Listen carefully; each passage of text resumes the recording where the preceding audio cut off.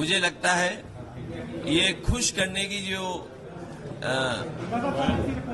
कदम चल रहे हैं, खुश करने के लिए जो फैसले हो रहे हैं और सब गिनती का सवाल होता है। सरकारें जब खुश करके बनाई जाती हैं तो कोई और खुश कर देगा तो उधर चले जाते हैं लोग। हमें उम्मीद है कि जनता ने जो फैसला देश के सामने लिया है, संविधान, आरक्षण और लोकतंत्र मजबूत हो, हमें उम्मीद है कि आने वाले समय में ऐसी चीजें आप देखोगे कि लोग उनके लिए साथ खड़े दिखाई देंगे। महाराष्ट्र में इस्तीफा हुआ है अखिलेश जी, महाराष्ट्र में इस्तीफा हुआ है। कल से अयोध्या को लेकर लगातार किया जा रहा है और आपने भी देखा कि ऐसे देखिए, सच्चाई तो ये है कि भारतीय जनता पार्टी और सीटें भी हार जाती उत्तर प्रदेश में। भारतीय जनता पार्टी और भी सीटें हारती उत्तर प्रदेश में। आप जब अयोध्या का नाम ले रहे हैं, अयोध्या की जनता का मैं धन्यवाद देता हूं। अयोध्या की जनता का दुख दर्द आपने भी समय समय पर देखा होगा। उन्हें जो उम्मीद थी वहां की जनता को, जिस तरह के सरकार का कामकाज था, लोगों को मुआवजा नहीं दिया सही जमीन का, लोगों के साथ अन्याय किया, आपने मार्केट की कीमत से जमीनें नहीं ली उनकी।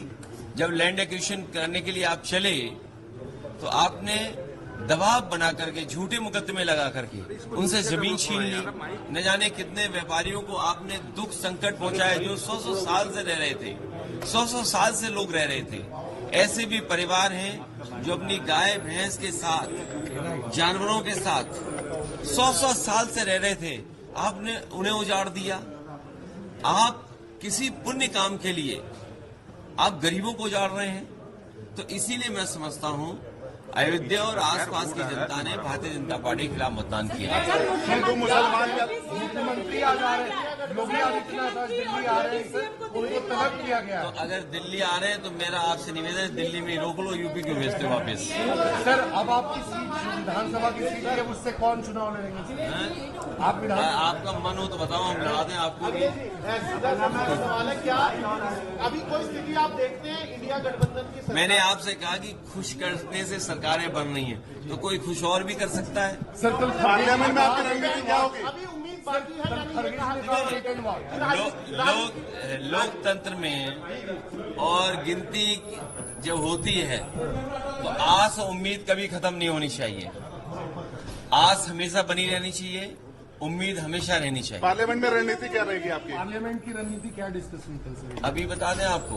बिल्कुल सर, अगर आप दिल्ली में सर, अभी तक उत्तर प्रदेश में हार की जिम्मेदारी भारतीय जनता पार्टी में से किसी ने नहीं लिया है। मैं एक बार फिर अपने मीडिया कर्मियों का धन्यवाद देता हूं, क्योंकि जो मैं लगातार कहता था कि मंत्रिमंडल बदल जाए, मीडिया मंडल बदल जाए, कुछ चीजें नहीं बदल पाई हैं।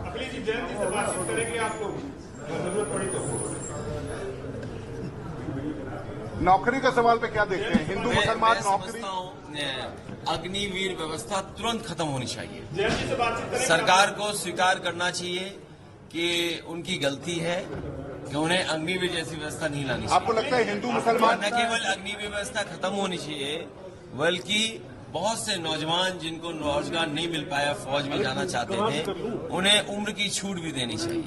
हिंदू मुसलमान करके सरकार बनाने में लगी है, एनडीए सरकार बनाने में लगी है और शपथ की बात हो रही है, 8 तारीख को शपथ हो जाएगी, 7 तारीख को राष्ट्रपति ने समय ले लिया। तो अच्छी बात है, वो तो गिनती है, गिनती जिसके पास होगी राष्ट्रपति उसी को शपथ पे बुलाएंगे, फिर गिनती बदल जाएगी, फिर कोई और शपथ देगा। ये क्या बात है? ये तो शपथ चलती रहती है।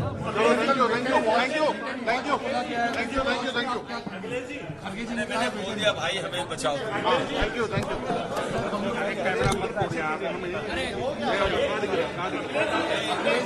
सर, ब्रिगेड वॉच पे क्या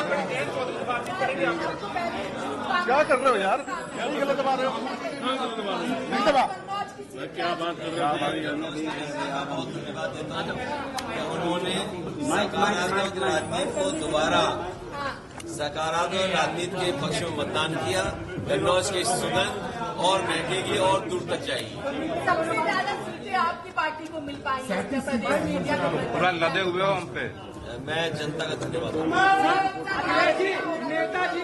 नेताजी की अनुपस्थिति में आपने रिकॉर्ड जीत हासिल की, उनको किस तरीके से याद करना है? पहला चुनाव लोकसभा। नेताजी रहते तो हमारे आपके लिए सब के लिए खुशी की बात होती है, लेकिन कुछ चीजों पे बस किसी का नहीं चलता है। लेकिन जहां कहीं भी नेताजी रहे होंगे या होंगे, उन्हें अच्छा लग रहा होगा कि समाजवादियों ने आज उत्तर प्रदेश में बहुत सीटें जीती हैं। पीडीएफ में कौन चला? आपने पहले दिन से लेकर आज चुनाव के आखिरी दिन तक पीडीएफ कहा, आपको लग रहा है वही की फैक्टर भी बना? देखिए, पीडीए की लड़ाई बड़ी है और पीडीए के लिए लोगों को जागरूक करना, पीडीए आंदोलन के लिए लोगों को जोड़ना, पीडीए के तमाम सवाल हैं उनका जवाब सरकार से मांगना। मान लीजिए सबसे प्रतिष्ठित यूनिवर्सिटी जेएनयू है, क्या पीडीए परिवार वहाँ 15% से भी ज्यादा है? क्या 15% से भी ज्यादा है वहाँ पर? मान लीजिए और प्रतिष्ठित इंस्टीट्यूशंस के, उसमें पीडीए परिवार के लोग कितने हैं? तो पीडीए की जीत जरूर हुई आज यूपी में, लेकिन पीडीए को लेकर के लड़ाई जो लड़ी जा रही है वो लंबी लड़ाई है। जो बाबा साहब भीमराव अम्बेडकर जी लड़ते थे, डॉक्टर राममनोहर लोहिया जी ने जो अपने जीवन भर लड़ने का काम किया, नेताजी ने रास्ता हम लोग को दिखाया है, उस रास्ते पर लगातार हम लोग चलेंगे।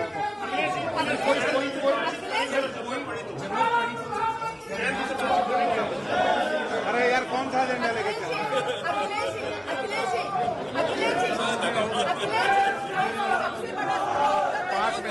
सबसे ज्यादा बीजेपी को हार मिली है, क्या कहेंगे?